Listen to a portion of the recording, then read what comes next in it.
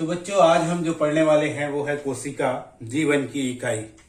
आपने पिछली कक्षाओं में भी पढ़ा है, कक्षा 9वीं में भी हमने पढ़ा है, कक्षा 10वीं में भी पढ़ा है ना, और 6ठी 7वीं 8वीं में भी पढ़ा है। तो लगातार कोशिका के बारे में पढ़ रहे हैं। आज चूंकि कक्षा 11वीं है तो इसमें थोड़ा सा अपन इसका डिटेल अध्ययन करेंगे। तो कोशिका को हम क्या कहते हैं? कोशिका जीवन की इकाई है। क्यों कहा जाता है ना? तो आज मुख्य रूप से हम 3 बिंदु पर चर्चा करेंगे कि कोशिका क्या है, कोशिका का इतिहास और कोशिका सिद्धांत क्या है ना। तो सबसे पहले बात करते हैं कोशिका की। तो हम सब जानते हैं कि सभी जीव कोशिकाओं के बने होते हैं। आप अपने आसपास बहुत सारे पेड़ पौधे जीव जंतु देखते हैं, तो सभी, चाहे वो एक कोश की जीव हो, बहुकोश की जीव हो, छोटे जीव हो, बड़े जीव हो, सभी जीव किससे मिलकर के बने होते हैं? कोशिकाओं से मिलकर के बने होते हैं, है ना। इसीलिए कोशिका जीवों की संरचनात्मक एवं क्रियात्मक इकाई है। तो ये कहा गया है कि कोशिका है क्या? जीवों की जो हमारे संरचनात्मक और क्रियात्मक इकाई है, आधार स्तंभ है। यदि वास्तव में माने तो कोशिका क्या है? किसी भी जीव का आधार है, उसकी संरचना का आधार है, और जो कार्य होते हैं उसकी भी इकाई इसी को हम मानते हैं, है ना। इसीलिए कहा गया है the living cell is most important invention in nature, अर्थात जो जीवित कोशिका की जो खोज हुई है ना, वो प्रकृति के लिए सबसे महत्वपूर्ण है। उसके बाद ही हम जीवों के अध्ययन में, है ना, अर्थात सजीवों के अध्ययन में प्रगति की है हमने। ठीक है, तो अब यहां पर देखते हैं कोशिका के अध्ययन को हम क्या कहते हैं। तो कोशिका के अध्ययन को क्या कहते हैं हम लोग? साइटोलॉजी कहते हैं, है ना। तो जो स्वान नामक वैज्ञानिक थे उन्होंने ज्यादा प्रयास किया। तो जो साइटोलॉजी का श्रेय किसको जाता है?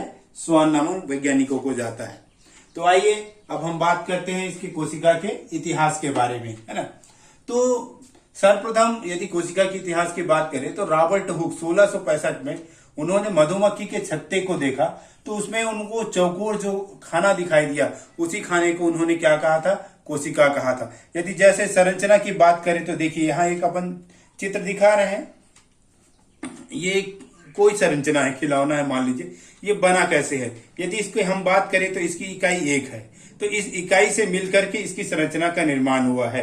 तो ठीक इसी प्रकार उन्होंने ये बताया कि प्रत्येक जीवों का शरीर किससे मिलकर के बना है? कोशिका का बना है। जैसे किसी मकान को बनाने के लिए एक ईंट की आवश्यकता होती है, तो उसी ईंट की तरह ये ईंट के समान है, उसकी इकाई के समान कार्य कर रहा है। तो वैसे ही किसी जीवों का शरीर किससे मिलकर के बना है? कोशिकाओं से मिलकर बना है। इसका उन्होंने वर्णन अपने माइक्रोग्राफिया में किया। फिर बाद में एंटोनी वान लीवेनहॉक ने जीवित कोशिका को पहली बार देखा और कोशिका नाम दिया। बाद में हम देखते हैं 1831 में रॉबर्ट बाउन ने किसकी खोज की? केंद्रक की खोज की। और इसके बाद और बहुत सारे वैज्ञानिक हुए, है ना। इसमें हक्सले, इन्होंने क्या बताया? प्रोटोप्लाज्म को जीवन का भौतिक आधार बताया। बाद में सार्कोडो और अन्य बहुत सारे वैज्ञानिकों ने बहुत सारे इनके अंगों की खोज की। ठीक है, अब हम बात करते हैं कोशिका सिद्धांत।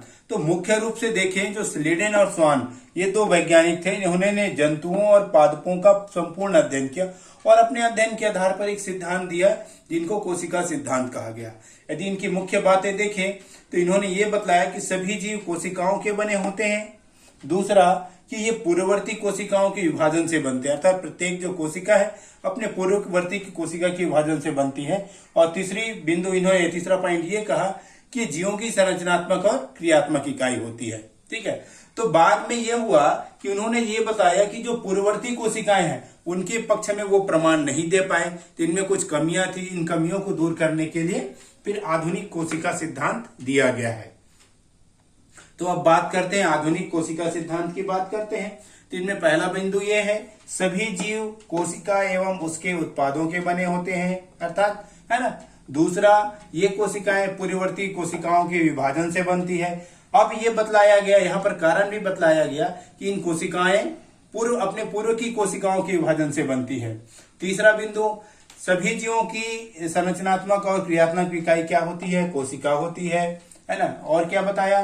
कोशिकाओं में पाए जाने वाला आनुवंशिक पदार्थ डीएनए या आरएनए होता है, अर्थात लक्षणों को एक पीढ़ी से दूसरी पीढ़ी में ले जाने के लिए भी जिम्मेदार कौन है? कोशिका है। तो कोशिका में केंद्रक है, उस केंद्रक में गुणसूत्र होता है, वही गुणसूत्र लक्षणों को एक पीढ़ी से दूसरी पीढ़ी में ले जाता है। फिर उन्होंने बताया कि किसी कोशिका में होने वाले समस्त कार्य, अर्थात किसी कोशिका में जो कोई कार्य होता है तो उस कोशिका में होने वाली क्रिया के परिणाम स्वरूप होता है। ठीक है।